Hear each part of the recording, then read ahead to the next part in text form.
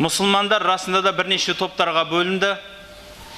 Сол топтардан әлі күнге шейін тұрақты болып келе жатқан біреуі шия топтары, біреуі сүнниттер.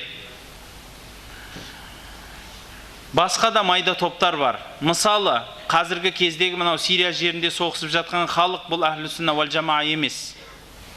Олар хауариждер. Олар фирқа бауырлар. Ақидасы дұрыс келіп жатыр деп ойламаңыздар. Бұлар хауариждер бауырлар. Олардың ұстанған бір пікірі, неге сіздер мұсылмандарды өлтіріп жатсыздар десе, шейх Нуруддин сияқты, шахид Нуруддин сияқты, Нуруддин Занки деген үлкен кісі болған, патша, ұлты күрт болған мұсылманның патшасы, крестовый поход дәуірінде Салахаддин Айюбиден сәл бұрынғы келген имам дейміз ғой, енді ол кісіні ел басын айтамыз біз. Сонда бұл кісінің расында да бір тұжырымы, мұсылмандар сан жаққа бытырап кеткен еді, әр сұлтан өзінше, әр би өзінше болатын. Соның бәрін басын қосу үшін бірінші орында ол кісі мұсылмандардың басын қосты, әскермен қосты.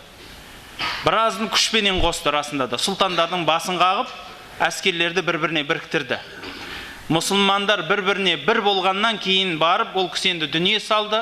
Соны біріктіруменен уақыты кетіп қалды.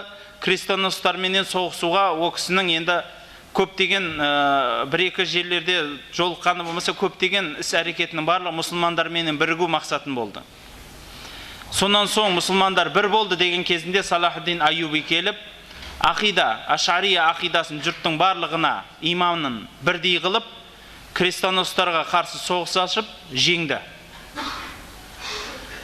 Міне осыны олар сылтау қылады.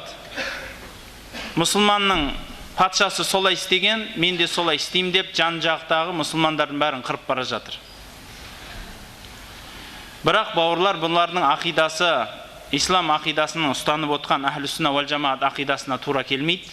Бұлар хауариждер. Бүгін ақида барысында сөйлесетін болғаннан кейін осылай қатқыл сөйлеуге тура келіп тұр.